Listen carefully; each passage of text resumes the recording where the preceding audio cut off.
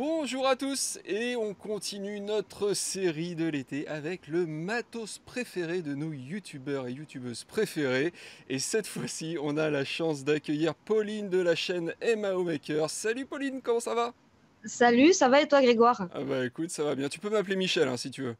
Oui, bon, on va pas appeler tout le monde Michel non plus, même si j'ai tendance Parce à que je faire sais que ça, on t'aimes va bien se appeler les gens calmer. Michel, donc si ça peut te mettre à Non, l'aise, appelle-moi oh, Michel. il y en a que ça énerve un petit peu les Michel, alors on va se calmer sur le Michel. Mais si tu y tiens, je t'appelle Michel, il y a Bah vraiment écoute, aucun souci. non écoute, c'est comme tu veux, c'est comme tu veux. Qu'est-ce que je voulais dire? Ouais, donc du coup, je rappelle le principe de l'émission. Bah, tu viens du coup pour nous parler de quatre produits que je t'ai demandé de choisir tout simplement. Alors ça peut être du matériel, du logiciel, peu importe. Et ben du coup, je te propose de commencer tout de suite avec le premier.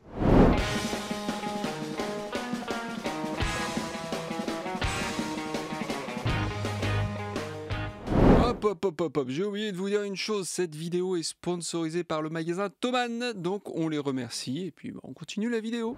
Du coup, je voulais te parler du CC 121.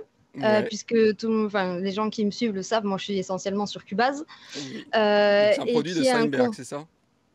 Pardon, je t'ai pas C'est un entendu. produit de Steinberg, c'est ça? C'est ça, c'est ça. Ouais. Je crois d'ailleurs qu'il n'est pas forcément continué, ou alors il est compliqué à trouver, parce qu'ils Ah n'en ont ouais? pas forcément en stock. J'avais attendu, moi, avant de l'acheter, parce qu'il a quand même plus de 10 ans, le bordel, je crois, et je me suis dit, ils vont faire une version 2, tu vois. Et puis bon, à force d'attendre un an, 2 ans, je me suis dit, non, ils feront pas de version 2, donc tant pis, on le prend tel quel. Et non, il est vraiment cool parce qu'en fait, tout est parfaitement paramétré avec Cubase. Tu as un fader motorisé. Donc, dès que tu changes de piste, en fait, tu retrouves directement ton volume sur le fader. Tu as tous les contrôles importants pour la piste qui sont dessus. Et il y a le knob, le high knob, je crois qu'ils appellent ça. C'est le bouton intelligent où, en fait, dès que tu te places sur un paramètre dans Cubase, quel que soit le plugin, enfin, que ça soit un plugin de partie tierce ou pas, directement, tu as la main sur le bouton. Et ça, c'est Et ça juste génial, tu vois. dans les faits, tu t'en sers vraiment de ça? Parce que moi, c'est la question que je me pose, toi, je sais pas, j'ai pas ça, mais je me dis, est-ce que c'est un truc dont tu te Alors, sers vraiment? oui, alors pas quand je prod, parce que j'ai pas pris l'habitude. Par contre, quand je mixe, oui. Quand D'accord, je mixe, ok. oui, parce que du coup, Ah, c'est t'as intéressant. pas à plugger. Enfin, moi, les trucs où il faut plugger tu sais, allez, les contrôleurs MIDI, Mhm. les paramètres MIDI Oui, à ton contrôleur et tout, il faut faire un fichier. Enfin, moi, oui, ça, oui. ça me saoule. Ouais. Donc, du coup, ça, c'est quand même bien pratique pour les paramètres où t'as pas envie de les régler à la souris et tout. Il faut l'avoir allumé, par contre, parce que si tu D'accord. l'allumes pas en début de session, non, tu Ah l'utilises pas oui. du tout de la session, quoi. Non, après, moi, vraiment, je l'utilise vraiment. Je pense que d'ailleurs, en contrôleur, depuis que j'ai celui-là, tout ce que j'avais pour essayer de gérer mes pistes et tout, j'ai tout dégagé parce que ça D'accord. me convient amplement. Sur Cubase, hein, j'entends après. Ouais, ouais. Bah, justement, du coup, pourquoi Cubase?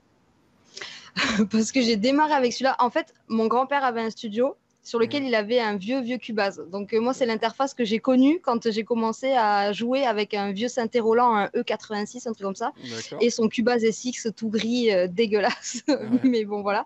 Du coup, ça avait un côté rassurant. Et en fait, quand j'ai voulu m'acheter mon premier logiciel, j'ai même pas cherché. J'ai cherché Cubase et j'ai acheté c'était le Studio 5, je crois, à l'époque. Ah ouais, t'es sérieuse du coup, parce que moi j'avais pris Cubase à l'époque parce que c'était sur le Warez en fait, hein, tout ça.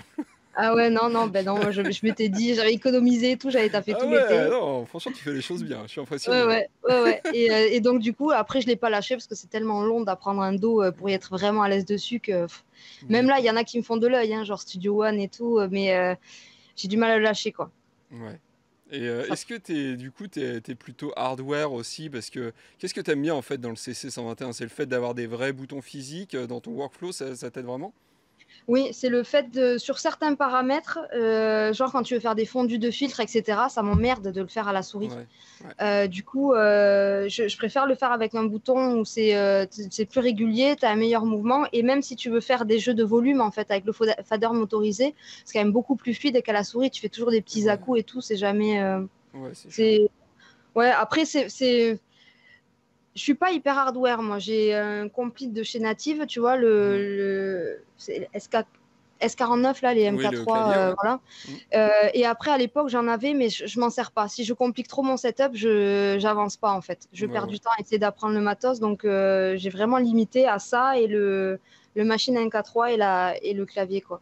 Bah, c'est cool en tout cas, c'est cool. Mm. Et du coup, c'est pour quelles étapes de la prod? Tu nous disais que le bouton, tu t'en servais plus pour le mix, c'est ça?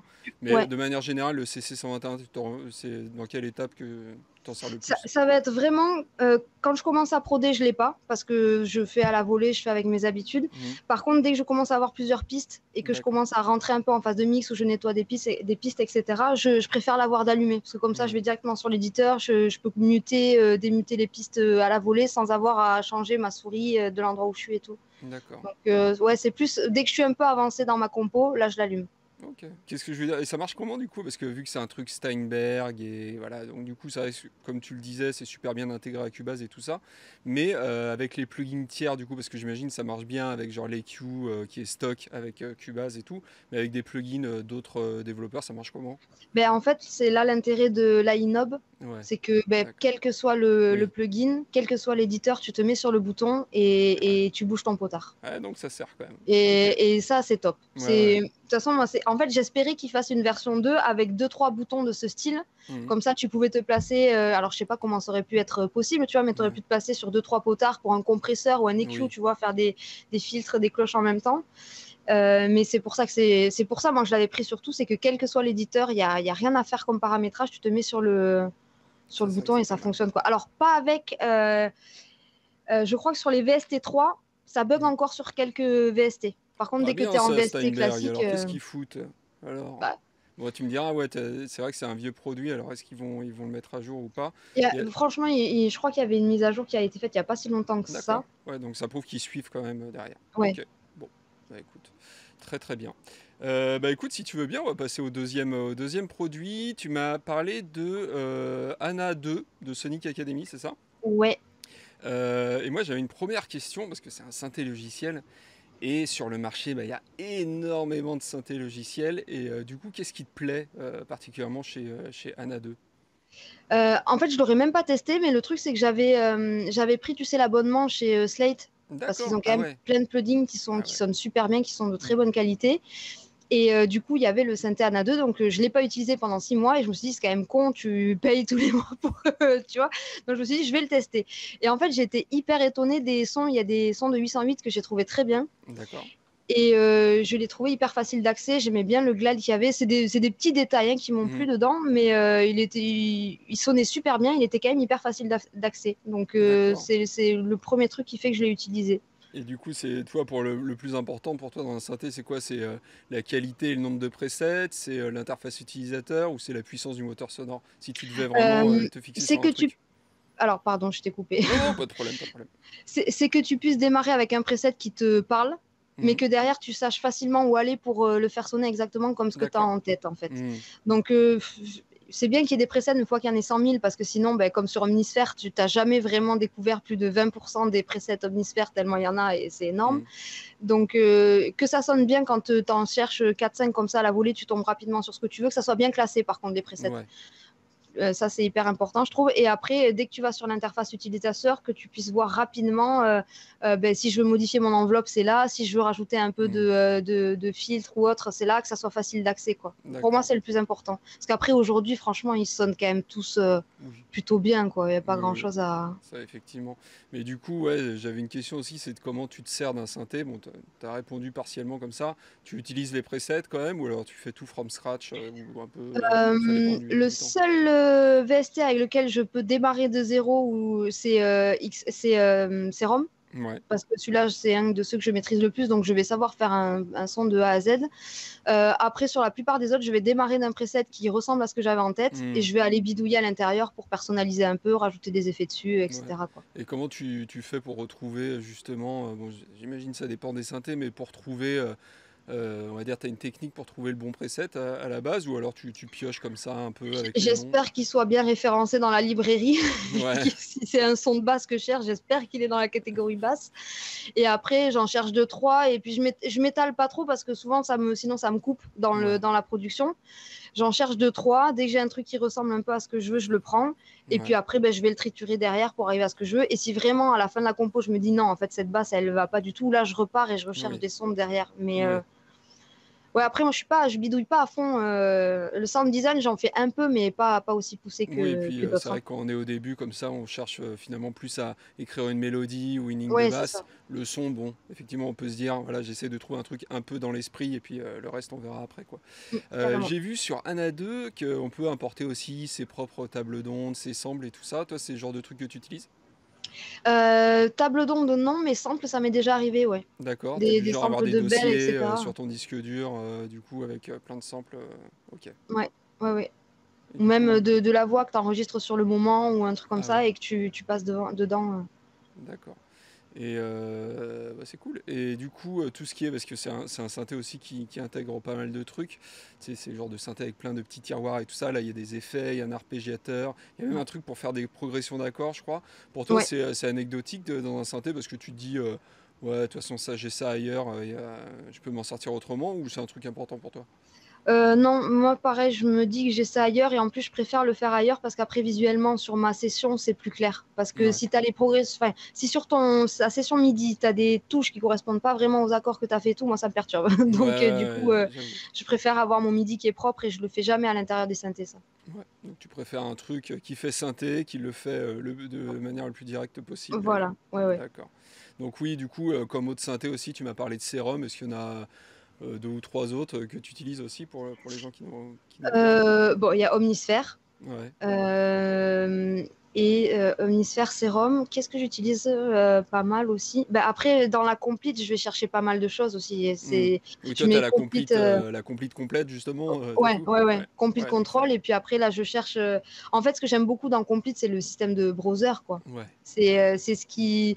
C'est même plus une question de qualité, là. C'est que le workflow, il est tellement amélioré que bah, tu y vas de suite Oui. directement. Tu as besoin Ouais. d'un son de synthé, c'est peut-être le premier truc auquel tu penses parce que tu sais que tu vas trouver un truc dans tous les cas. Donc, Oui, et puis ce qui est sympa, c'est que c'est en plus tous ensemble, quoi, limite, t'en as rien à faire de quel synthé ça va c'est être ou ça. quoi. Ça, c'est trop Tu bien. cherches de C'est trop manière bien. globale, et puis bah, ah tiens, parfois tu tombes sur un synthé que tu utilises jamais en fait. C'est ça, Et en exactement. fait, C'est tu ce que dis, ah bah ça j'adore. marche. Ouais, ça, effectivement, je suis d'accord avec toi, c'est vraiment un gros plus.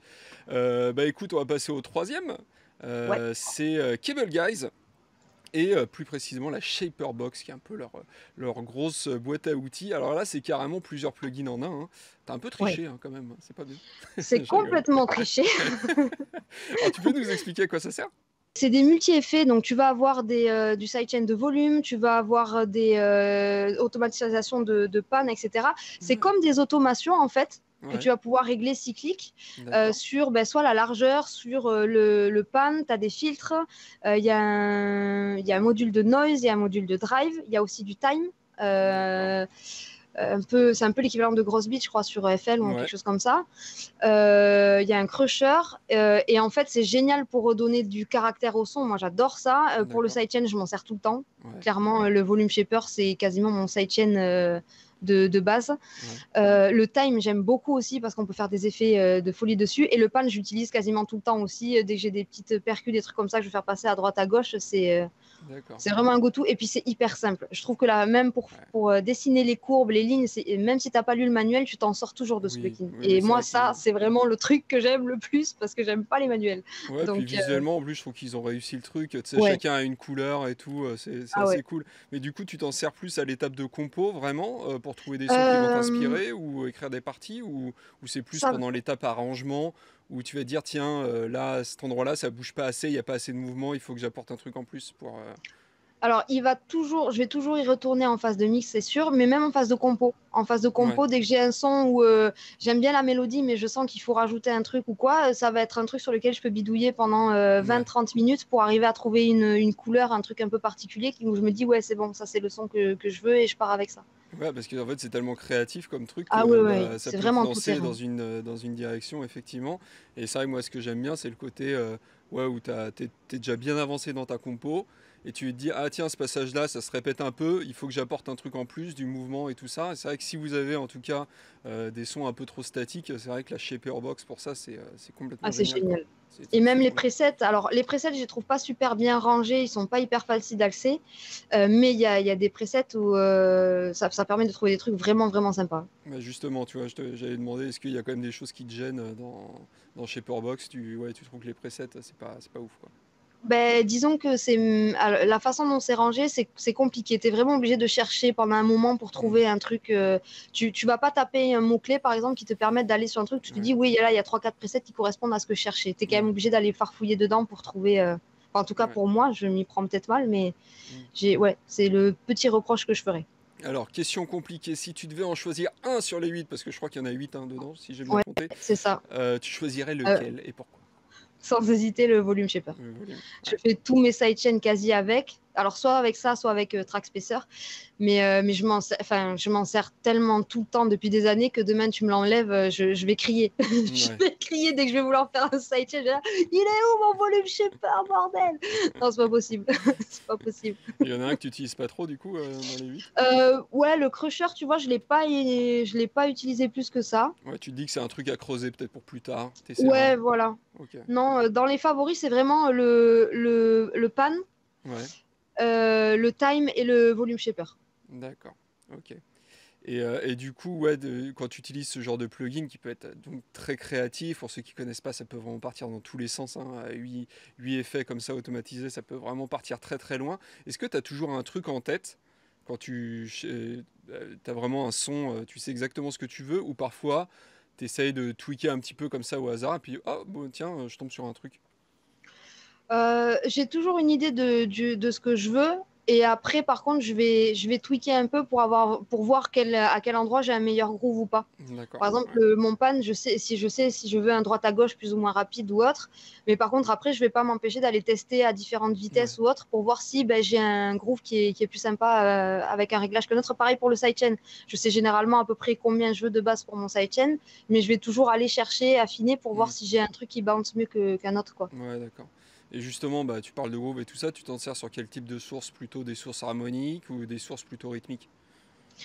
Sidechain, moi je sidechain quasi tout avec Partout, ouais. ouais, tout, chaque élément entre chaque élément. Très souvent, le kick il est sidechainé sur dans le style que je fais, en tout cas, Hmm. ça se justifie.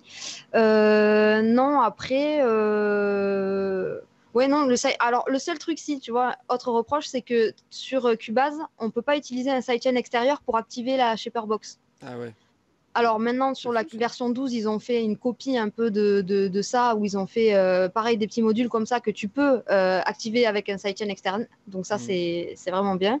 C'est le seul reproche que j'ai à faire à la Shaperbox. Mais Volume Shaper, tu es obligé de calculer en fait les temps que tu veux. Tu vas pas pouvoir faire D'accord. venir un élément Ouais, externe pour le faire activer. ouais, ouais. Donc ça serait un petit truc à changer. Si Ouais, vous mais nous à mon avis, écoutez, ça se je mettra sais à pas, jour. ils sont pas français, donc a priori, même s'ils nous écoutent, ils comprennent rien, mais ça, c'est pas grave. Bah écoute, on va finir du coup avec le dernier, et c'est aussi un plugin très intéressant. Ah C'est ouais. Metric AB. d'ADPTR. C'est un plugin qui fait pas de son a priori, alors ça sert à quoi? Alors ça, c'est un plugin dont je me sers tout le temps en phase de mix master. Alors pareil, je vais me le mettre sous les yeux. En fait, c'est un plugin, ouais, c'est un plugin, c'est ça pour comparer ce que tu es en train de faire avec des références. D'accord, ok. Exactement. En fait, ce qui est génial, c'est que tu peux mettre, je crois qu'il y a 16 références. Bon, on n'a jamais besoin d'autant, mais tu peux mettre même ton morceau, tu as sorti ton export dry de ce que tu as fait, de là où tu en es dans le logiciel, enfin dans le plugin. Ouais. Tu peux le synchroniser à ta session, ce qui fait Mhm. qu'en fait, le plugin et ta session seront toujours au même endroit. D'accord. Donc, c'est facile de faire un AB sur où t'en étais et où t'en es en train de mixer pour voir si Mhm. t'es pas en train de faire une connerie ou si t'améliores ou si tu n'es pas du tout dans le bon chemin. Et puis, tu peux voir en même temps les spectres, tu peux voir en même temps la stéréo, tu peux voir la dynamique. Et franchement, il est super intéressant pour le mix. Et même quand on débute pour comprendre un peu ce qu'on fait, moi, je le Ouais. trouve vraiment génial. Ouais, non, ça, c'est vrai que pour moi, c'est un indispensable, hein. Franchement, Ah ouais, c'est. moi, à partir du moment où je l'ai découvert, ça m'a quand même fait beaucoup progresser parce Ouais. que Alors, ça fait mal c'est, au début, parce que quand ouais, tu compares tes c'est prods douloureux. avec. Ça fait très très mal. Mais il faut passer par là. Il Voilà. faut passer par là.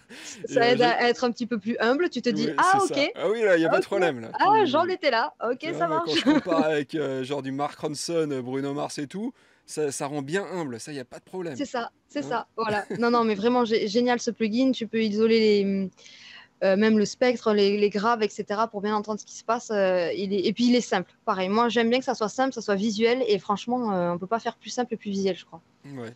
Et du coup, les morceaux de référence que tu choisis, ils changent à chaque fois en fonction de la prod que tu fais ou tu as vraiment des trucs que tu utilises tout le temps?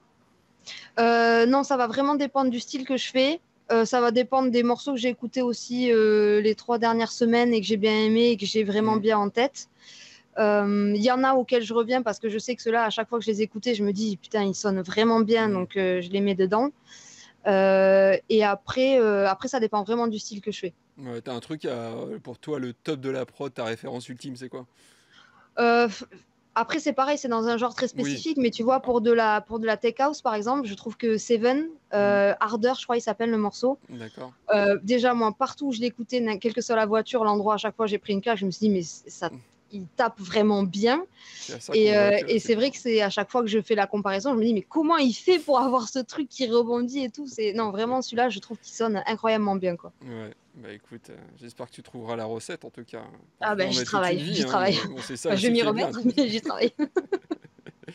Est-ce que tu utilises aussi d'autres choses pour vérifier tes mix, du coup, d'autres plugins ou des systèmes de diffusion, ou quand tu essayes justement tes mix ailleurs, c'est quoi ton protocole? Alors avant, j'essayais d'écouter sur plein de trucs, mais j'ai arrêté parce qu'au final, je me rends compte que si je connais pas vraiment bien l'écoute depuis un moment, ça ne Hmm, sert strictement à rien que je ouais, l'écoute sur 10 000 systèmes si j'ai pas l'habitude d'écouter de la musique dessus. ouais, c'est Donc, pas faux. je vais essayer dans ma voiture. Je vais essayer sur le casque que j'utilise tout le temps, soit pour mixer, soit celui que j'utilise en audiophile ou pour le casque de DJ que j'ai.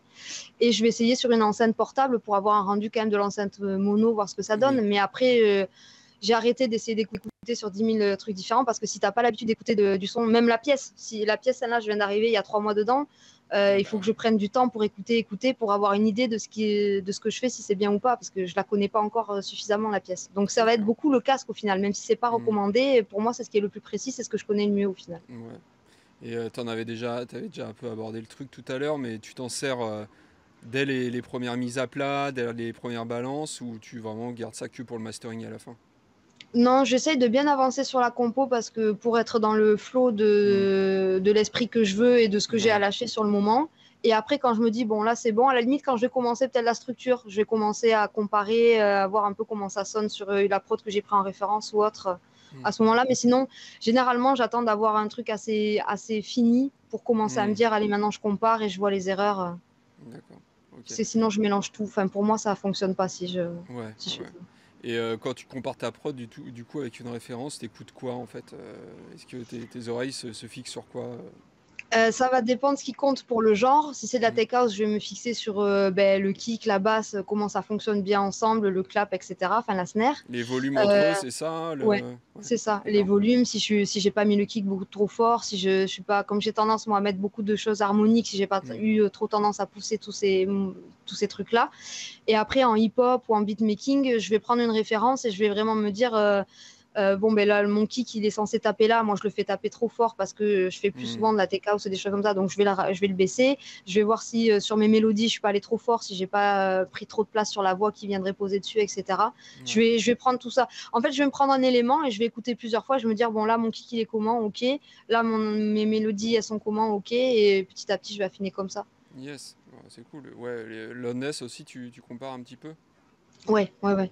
Ouais, faut que Je tu tapes compare le plus toujours fort. un peu pour être. Après, j'ai tendance à composer assez fort parce que j'aime pas composer bas et devoir tout rattraper Hmm, derrière. C'est pas l'habitude que j'ai pris, donc je ouais. fais pas ça. Mais là, en S, je fais toujours gaffe tout au long, même pendant la compo. Et vraiment, à la fin, j'essaye de coller à la référence que j'ai. Ok. Bon, bah écoute, bah, super Pauline, c'était super intéressant. En tout cas, je te remercie beaucoup. Bah, j'espère. Abonnez-vous à la chaîne de Pauline, c'est Merci MAO beaucoup. Maker sur YouTube. Voilà, c'est super intéressant ce qu'elle fait. Et puis, bah écoute, tu reviens quand tu veux, Pauline, du coup. Et puis, Avec grand plaisir. Un grand merci pour l'invitation. Ça bah, m'a fait merci à vraiment toi. extrêmement plaisir. Et puis moi, bah, je vous dis à très bientôt. Du coup, je vais revenir, vous allez voir, avec d'autres invités. Je vous laisse la surprise, évidemment. Et bah du coup, je vous fais des gros bisous et à bientôt. Ciao. Bye Salut, bye. salut!